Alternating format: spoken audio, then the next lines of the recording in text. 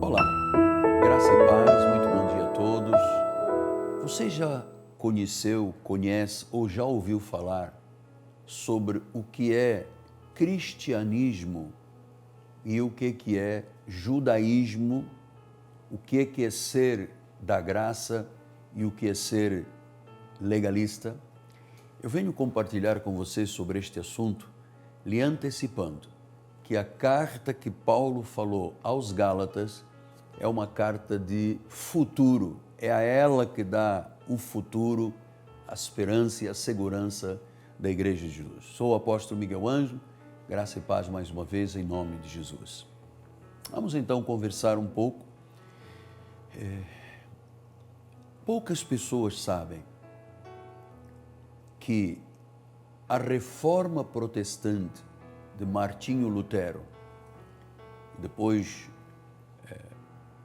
Calvino, Knox e os demais, Spurgeon, não foi um grito apenas que ecoou na Europa em 1525.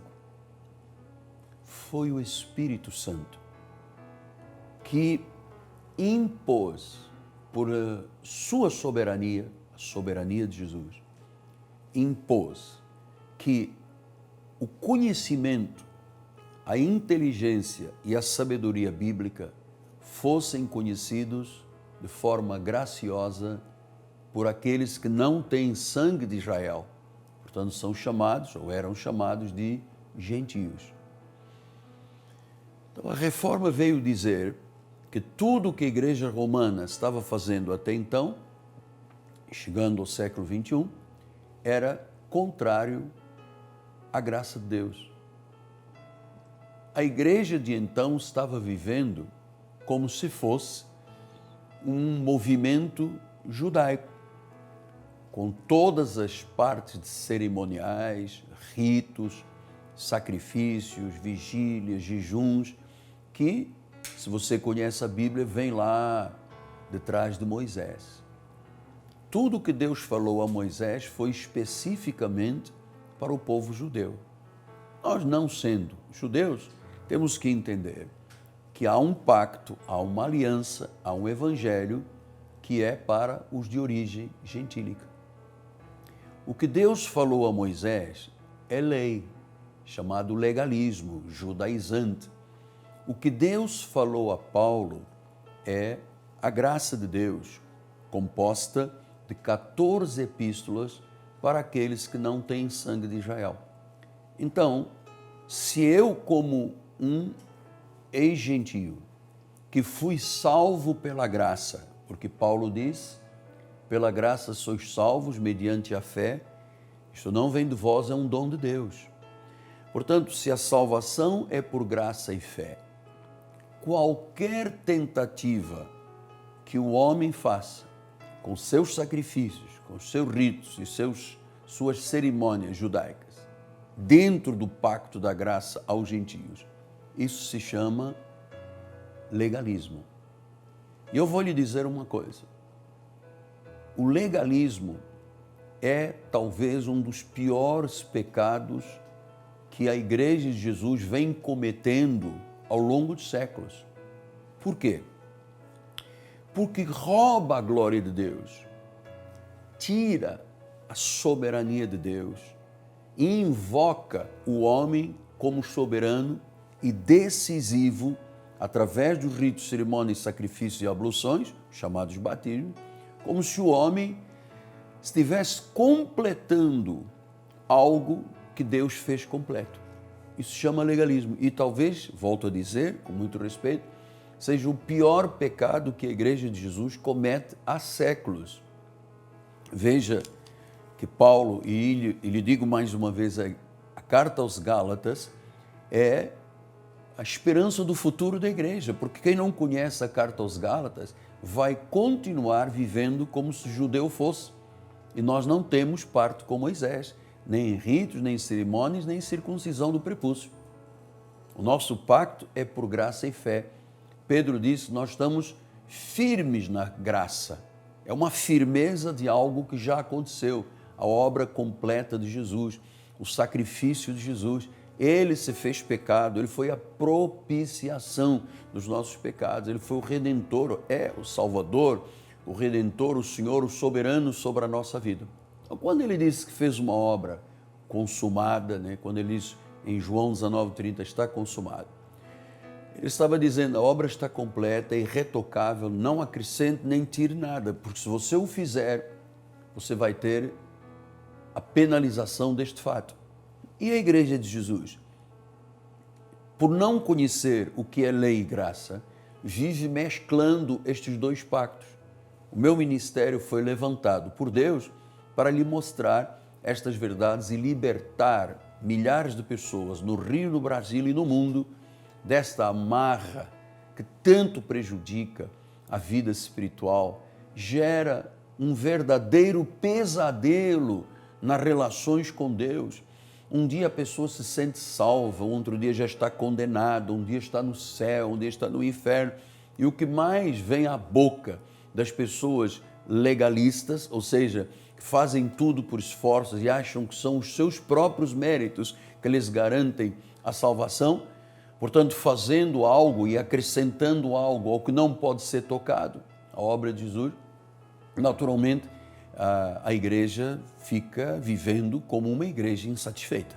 Eu sei que há pessoas do outro lado que dizem, não, mas eu estou arraigado a um ministério, nós lá pagamos o preço, nós lá sofremos, nós fazemos correntes, nós usamos o salo, o óleo, a vassoura, a palma da palmeira, não sei o quê. Então, tudo isso tem aparência de santidade, mas isso não é cristianismo.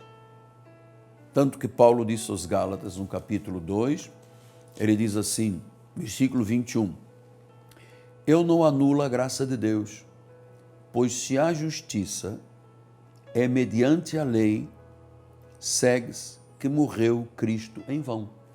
E é isto que grande parte, 2/3 do cristianismo, seja evangélico, seja católico, fazem, anulam a graça de Deus e para estes Cristo morreu em vão.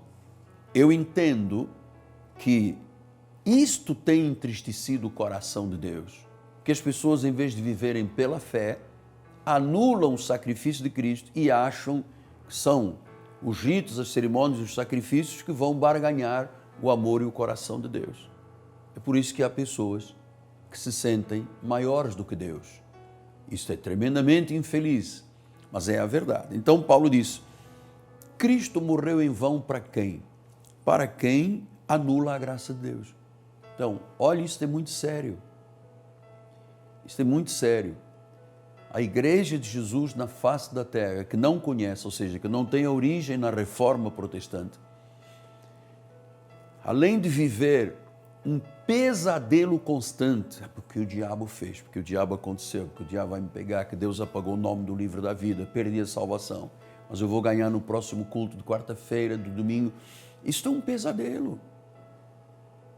O justo vive por fé, fé naquilo que está escrito, fé naquilo que foi determinado por Deus. Então, se eu não entender a carta aos Gálatas, eu já preguei esta carta toda, está se transformando em literatura, eu não vou ter muita noção do que é o cristianismo, porque eu vou estar sempre fazendo alguma obra sacrificial.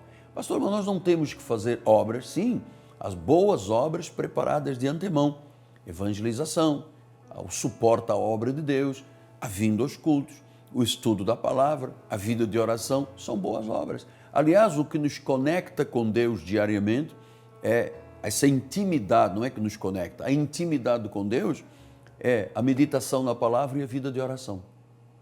Essas são as conexões com Deus.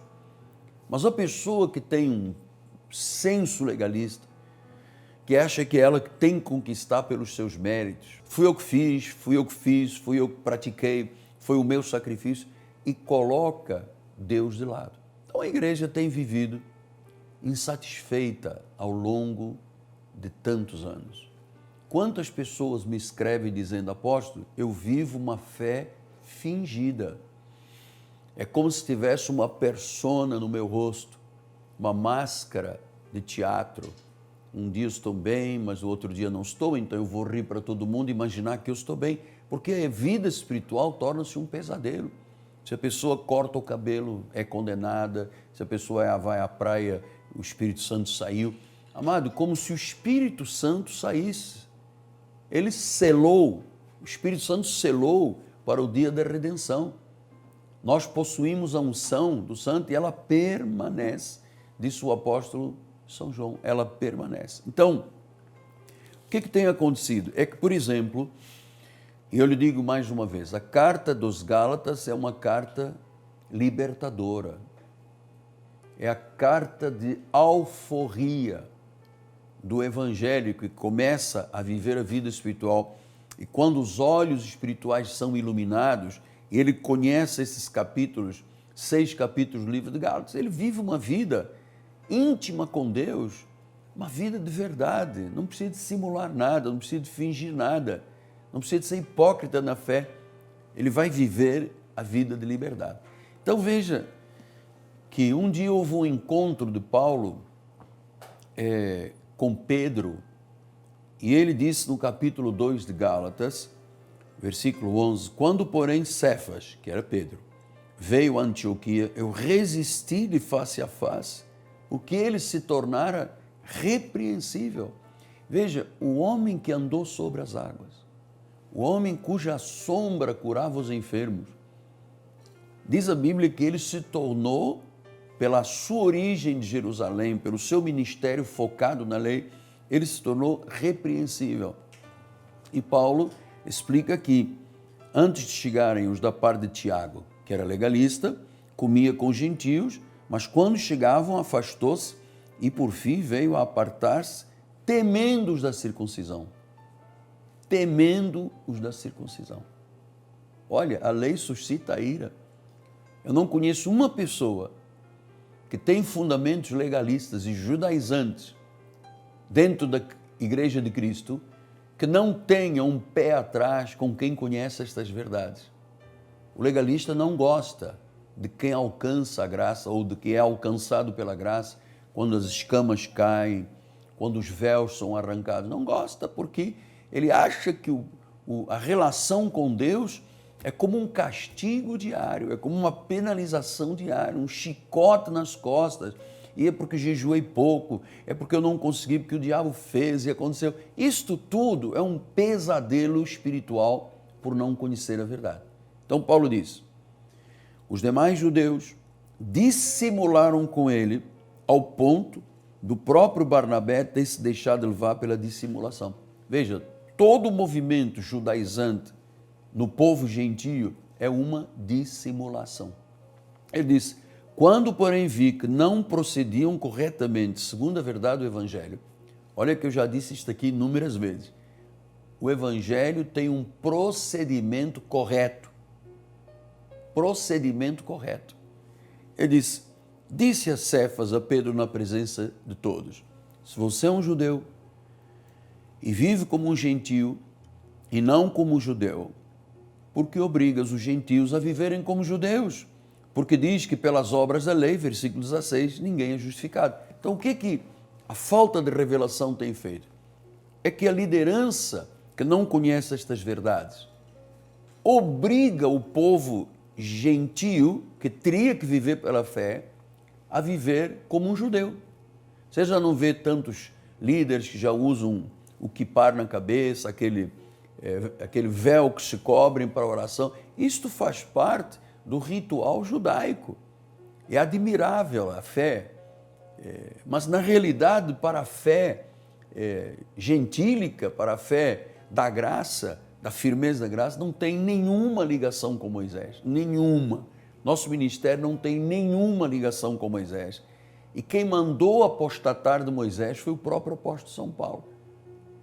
Então, diz, você não vive corretamente, você é um judeu, vive como gentio e obrigas. Quem tem o direito de obrigar uma ovelhinha de Jesus a viver como se a salvação se perdesse, como se Jesus vier agora você vai ficar? Olha, amados, se não fossem as misericórdias do Senhor, todos nós já teríamos sido consumidos. Então, o que acontece de fato? É que Paulo disse em Gálatas 1,6, admira-me que estejais passando tão depressa daquele que vos chamou da graça. Ou seja, não existe outra palavra, não existe outro evangelho. A graça é o evangelho. Ele diz, você passou depressa da graça para um outro evangelho, o qual não é outro senão que alguns que vos perturbam e querem perverter o evangelho de Cristo. Mas se um de nós, ou um anjo, pregar um evangelho que vá além deste que temos pregado, seja anátema. Então diz que há um grupo que perverte e perturba a graça de Deus. Sabe o que Jesus disse, através de Paulo? Que estas pessoas são anátemas, estão debaixo de maldição. É por isso que nós ainda, ao longo destes 170 anos de evangelho no Brasil, ainda não somos uma grande potência, ainda não temos o domínio sobre este país nas questões do evangelho. Por quê? Porque o evangelho pregado da forma legalista gera maldição, gera pesadelo, impede as pessoas de viverem felizes e satisfeitas, impede a pessoa de dizer, eu sou um filho de Deus, eu tenho a unção de Deus, eu sou eleito, predestinado, escolhido. Eles vivem martelando na mente e no coração das pessoas cristãs que ela tem que viver como um judeu. E não é verdade, é anátema. É anátema. E eu espero em Deus que você neste dia tenha aberto o seu coração para uma verdade que lhe trará finalmente paz. Meu testemunho pessoal, amado, eu fui muitos anos um pastor legalista, judaizante, mas um dia as escamas caíram, assim como caíram dos olhos de Paulo. Os véus foram retirados e eu passei a ter paz, porque quanto mais eu jejuava, menos paz eu tinha. Quanto mais vigílias eu fazia, menos capacitado eu estava. Quanto mais ritos e cerimônias e batismos eu impunha como doutrina da igreja, menos a igreja vivia feliz. Nós temos um senhor no nosso ministério que passou por 18 igrejas e ele se batizou 18 vezes. E quando chegou à igreja, estava com a sua vida totalmente destruída, com influências, verdadeiros pesadelos na vida espiritual. Então receba agora que o Senhor Jesus te liberte de toda a amarra, de todo o contexto legalista, para que você desfrute de um pacto de melhores e superiores promessas, o pacto da graça de Deus. Eu abençoo tua vida, eu abençoo o teu lar, eu abençoo a tua família e eu paraliso o espírito da morte, da doença, da enfermidade, da pobreza espiritual, da pobreza existencial. Libero você para você reinar em vida. Reinar em vida. Esse é o teu chamado, este é o meu chamado. Seja coberto por esta maravilhosa graça de Deus, este manto precioso de poder e autoridade. Em nome de Jesus. Amém. Amém. Hoje sábado, amanhã na Igreja Cristo Vive, na nossa catedral, teremos 2 grandes encontros, 9 horas da manhã e 6 horas da tarde. E nestes encontros, nós vamos ouvir o Espírito falar, nós vamos ouvir o Espírito se revelar, nós vamos ver vidas transformadas, pessoas curadas, pessoas assumindo a sua posição, a sua verdadeira identidade em Cristo, para que realmente valha a pena a vida espiritual. Vale a pena a vida espiritual. Você sabe quantas pessoas estão desviadas do Evangelho no Brasil? Aproximadamente 16 milhões de pessoas. Você sabe quantas pessoas, às vezes eu falo, muita gente que me encontra, que me conhece, eu fui evangélico, eu cantei no coral da igreja tal, eu estou desviada há 10 anos, 20 anos. Muita gente com esta atitude de derrota, quando Deus nos chama para sermos vitoriosos. Só a graça. Pela graça sois salvos, mediante a fé. Isto não vem de vós, isto é um dom de Deus. Amém? Deus seja louvado. Acabou o pesadelo na sua vida. Então, amanhã, 9 da manhã e 6 da tarde. Nosso endereço é Rua Maricá 320, no bairro de Campinhos, zona oeste do Rio de Janeiro. Aqui está a Catedral Cristo Vive. Eu estou aqui dentro dos estúdios, transmitindo para você esta mensagem da verdade. A verdade libertadora. Só Cristo, só fé, só a glória, só a palavra de Deus. Só Jesus Cristo. Amém? Nosso telefone de contato é 30 17 90 90. Tome uma atitude corajosa. Há 2 semanas atrás, uma senhora, terminamos o culto, e uma senhora me fez um sinal, e eu desci os degraus do altar, com muito respeito, era uma senhora já de idade, e ela disse: estou me passando para a sua igreja, estou vindo aqui, já estou assistindo a alguns cultos, eu vou lhe dizer, apóstolo, eu tenho, acho que ela disse, sem erro, mais de 50 anos legalista. Ela disse: finalmente, eu hoje sou uma mulher livre, por causa da graça de Deus que eu vi dos seus lábios. Venha estar conosco. Muito bem. Quero agradecer a Deus pelo suporte do povo de Deus com a nossa programação e, em particular, abraçar com carinho Rodrigo Ambrosio, Fabiane Ambrosio, suas filhinhas, sua família, que são as colunas deste dia de sábado para que a palavra seja pregada. Eles são os proprietários do mercado Turbo Mil, em Vila Emílio Mesquita.